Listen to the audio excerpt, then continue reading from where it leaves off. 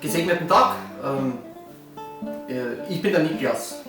Ich bin ein Wiener Patrizier, ich lebe in der Mitte des 14. Jahrhunderts und ich sitze gerade in meiner Lieblingsweinstube im Stubenviertel und genieße so den einen oder anderen Krug.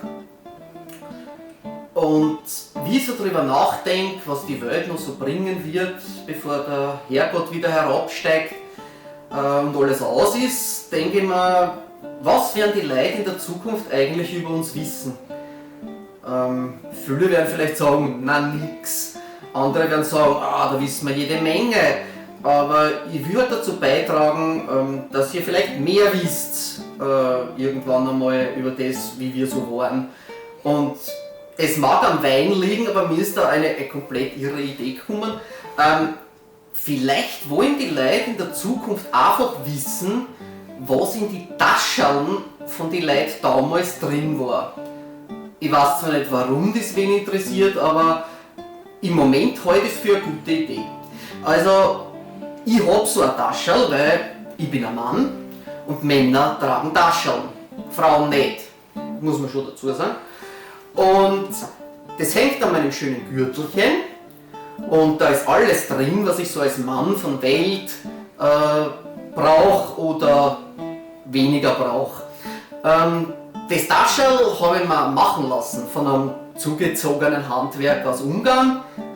Aber ich muss sagen, der Laszlo, der gute Mann, der ist wirklich, wirklich fähig. Also so einen schönen Täschner habe ich schon lange gehabt. Ja? Fescher Kerl, schönes Taschel. Er hat es mal aus Rindsleder gemacht, aber man wird sehen, es ist innen noch viel schöner ausgeführt als außen. Drauf platziert hat er mir das Pilgerzeichen. Ich erinnere mich einfach so gern an die Zeit, bevor wir Kinder gehabt haben und als meine Frau und ich nach Köln gepilgert sind und den Schrein der Heiligen Drei Könige besucht haben. Und man kann ja den Schutzer immer wieder ganz gut gebrauchen, denke ich. Zum Taschel selber, es ist mit Seide gefüttert. Man soll ja sehen, wenn man es aufmacht, dass da kein armer Mann vor ihm steht, wenn die Goldknöpfe nicht ausgereicht haben. Außerdem habe ich schon zwei kleine Geldbeutelchen aufgesetzt lassen, weil das macht es einfach ein bisschen moderner. Aber was ist jetzt wirklich drin? Naja, für mich sehr wichtig ist der Kampe. Der Kamm. Wozu braucht man den? Naja, für die Haare vorwiegend. Also, wenn man noch immer sich so jung fühlt wie ich, trägt man sein Haar lang und natürlich auch sehr gepflegt. Dafür sind dann die groben Zinken auf dem Kamm. Die feineren Zinken, die sind gegen die Läuse, weil egal wie oft man sein Bettgewand auch waschen lässt, diese Mistviecher hat man immer wieder am Hals. Aber was ist noch drin? Also ich habe da neben dem kleinen Fach da oben auch noch das große Fach. In dem großen Fach ist das drin, ein Klappmesserchen. Warum habe ich ein Klappmesserchen mit? Naja, weil wenn man sich eine Wurst oder einen Käse schneiden will, irgendwo in der Weinstube, dann ist es schon praktischer, man schneidet mit sowas, als mit sowas. Außerdem ist da was drinnen, das mich an die Liebe Gottes erinnert, das mich erinnert, wie stark die Auswirkung des Herrn auf mich war und das mich daran erinnert, wie eigentlich verdammt reich ich bin. Deswegen habe ich mir mein Paternoster in der Paternostergasse machen lassen mit Bernstein und Bergkristall. Nach neuerster italienischer Mode mit einem Kreuzer unten dran. Was ist noch da drin? Das da. Das ist jetzt nicht irgendwie sowas wie, dass da drin stand, wer ich bin oder was ich so mache. Nein, den hat mir ein Bote gebracht, der heute in der Früh aus Nürnberg gekommen ist.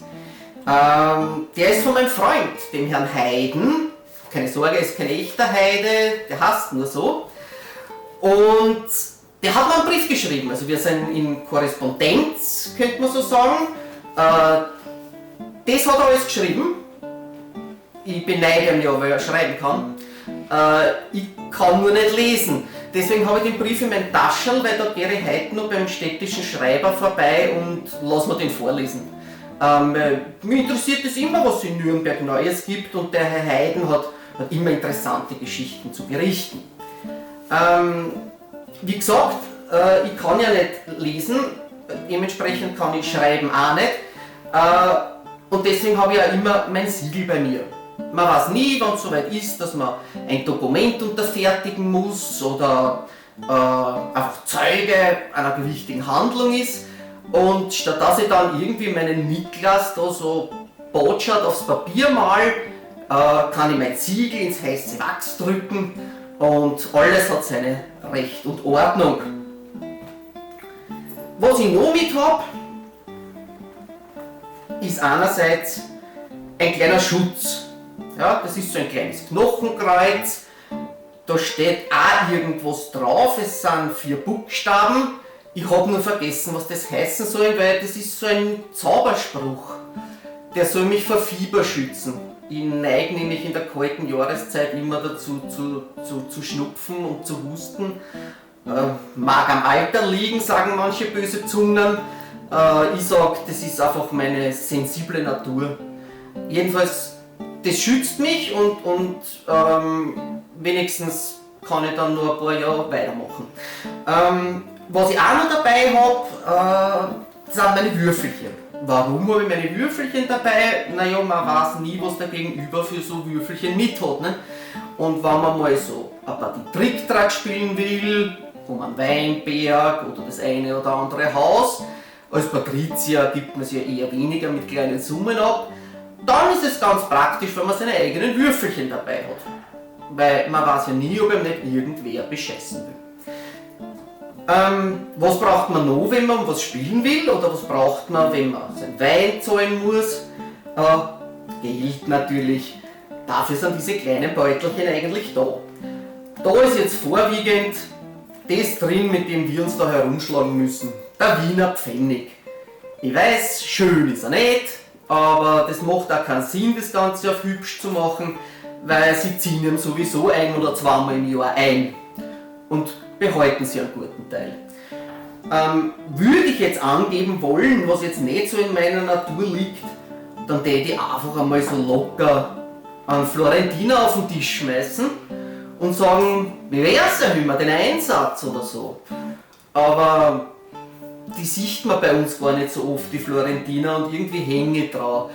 Deswegen, naja, wo tun wir wieder rein? Ich weiß jetzt nicht wirklich, ob euch das jetzt begeistert hat, was ich da alles mit mir herumschleppe. Mir ist auch nicht ganz klar, ob das irgendeinen Sinn macht, dass man am anderen ins Taschel schaut. Aber ich habe so ein Gefühl, im Wein verursachten Gefühl, dass das die Leute irgendwann einmal wissen wollen. Warum auch immer. Prost!